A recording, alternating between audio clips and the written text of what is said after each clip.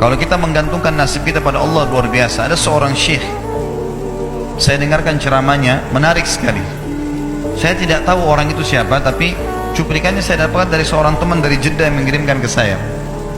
Orang ini cerita, syekh ini menceritakan, cuplikannya ada di HP saya. Dia bilang, saya satu waktu pernah ke Mesir, dan di Mesir ini saya lagi dari satu daerah mau ke Kairo, dari Iskandaria, satu kota mau ke Kairo.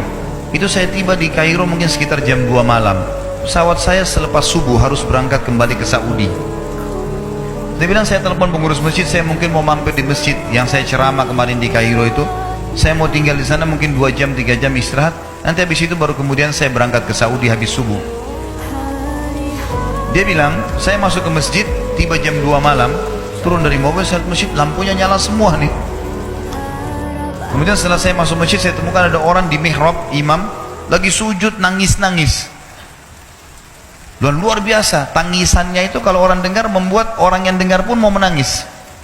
Jadi saking luar biasa dia merengeknya sama Allah dalam sujudnya.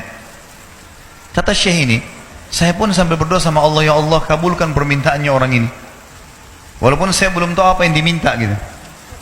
Dia bilang selesai dia sholat, saya dekati dia, saya bilang, Masya Allah, doa apa ini? Luar biasa ini. Doa yang diikuti dengan tangisan di sepertiga malam menjelang subuh. Allah turun ke langit bumi, dikabulkan nih. Dia bilang, demi Allah syekh. Karena syekh ini orang Arab biasanya panggil, bisa orang pintar, bisa orang kaya, bisa orang tua. Jadi kalau antum dipanggil syekh, jangan bangga dulu ya. Karena banyak maknanya itu. Ya. Jadi dipanggil syekh, kita tidak tahu, biasa juga di Saudi begitu ya. Kalau ada orang kita tidak kenal dipanggil syekh, syekh, sini syekh. Walaupun antum bukan syekh sebenarnya gitu. Ya. Maka dia bilang, demi Allah syekh. Dia tidak tahu kalau ini orang memang ulama gitu. Istri saya sekarang lagi dirawat di rumah sakit, dan saya harus bayar 14.500 jenih atau ponnya Mesir. Saya harus bayar rumah sakit. Kalau enggak istri saya enggak bisa dioperasi. Ini sudah parah sekali. Kata syekhnya, jadi gara-gara itu kau sujud sama Allah. Dia bilang, iya, lanjutkan nangis sama Allah. Allah tidak akan menyanyiakan orang yang ikhlas minta padanya. Lanjutkan, nikmati sujudmu, pasti Allah akan berikan jalan keluar. Dia bilang, iya baik. Orang itu dia bilang kembali lagi ke mihrab, nangis lagi, sholat sujud sama Allah, ya Allah. Dan dalam doanya begitu, ya Allah istri saya mau dibayar besok rumah sakitnya, jumlahnya sekian, saya tidak pegang uang 1 jenih pun. Ini 14.500 jenih, banyak sekali.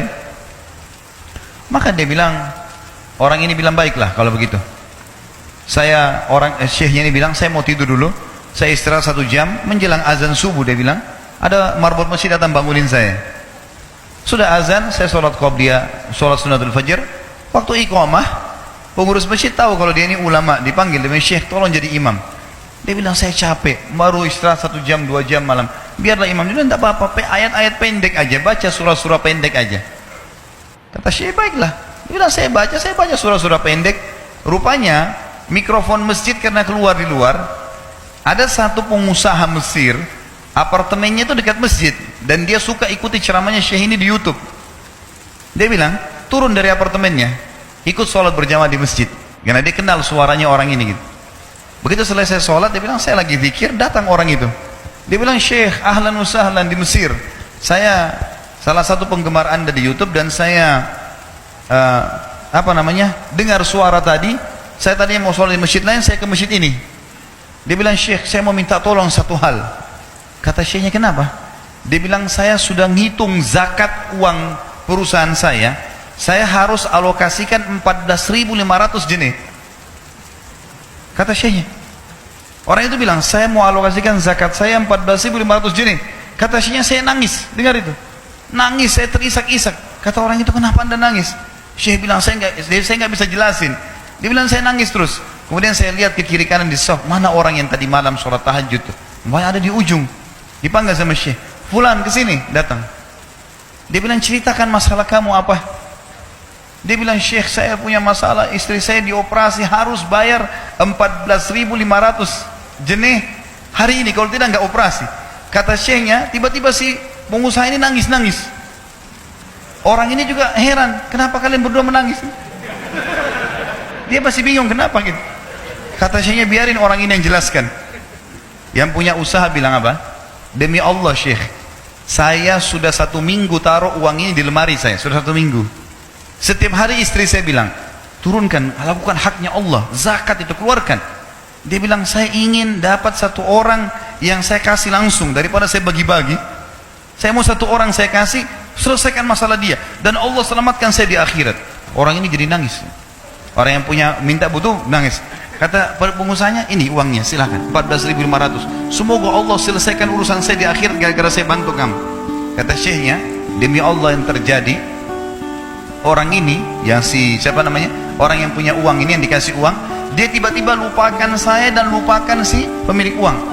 Dia langsung angkat kepalanya ke langit sambil menangis mengatakan, ya Allah, aku mencintaimu. Terpenuhi kebutuhannya gitu. Kuasa Allah. Teman-teman, cuman kita selalu buru-buru. Kalau seseorang kita di perusahaan mau dinaikkan gajinya saja, mau naikkan jabatannya, dia harus tulis permohonan. Tidak mungkin juga baru hari ini dimasukkan kemudian ketuk ruangan dirutnya, mana permintaan saya kemarin, atau hari ini, nggak mungkin. Seminggu dia sabar, 2 minggu dia sabar, dengan berharap datang panggilan. Kenapa dengan Allah subhanahu wa ta'ala kita tidak begitu teman-teman? Banyak orang buru-buru, dan kebanyakan orang mau menggantungkan permintaannya kepada Allah hanya pada hal-hal yang kecil, hal yang besar tidak, atau sebaliknya, hal yang besar, hal yang kecil tidak. Kenapa tidak pernah minta sama Allah dikasih motor, dikasih mobil, dikasih rumah? Kenapa hanya minta kalau penyakitnya dihilangkan baru kembali kepada Allah? Itu pun seringkali kita jadikan Allah nomor 30 teman-teman sekalian. Ke dokter ini, ke dokter itu, resep ini, resep. Nanti kalau sudah mentok nggak bisa sembuh baru sholat tahajud. Hah? Salah. Islam mengajarkan kita apa? Sebelum makan berdoa, sebelum tidur berdoa, sebelum aktivitas berdoa, sebelum ke dokter doa dulu supaya Allah jadikan kesembuhan. Karena dokter resepnya cuma semoga lekas sembuh, tidak ada pasti sembuh. Makanya teman-teman sekalian, kembali kepada Allah adalah jalan yang paling luar biasa gitu. Coba merengek kepada Allah SWT. Allah pasti tidak akan pernah memungkiri janji-janjinya. Ku menemukanmu saat ku terjatuh.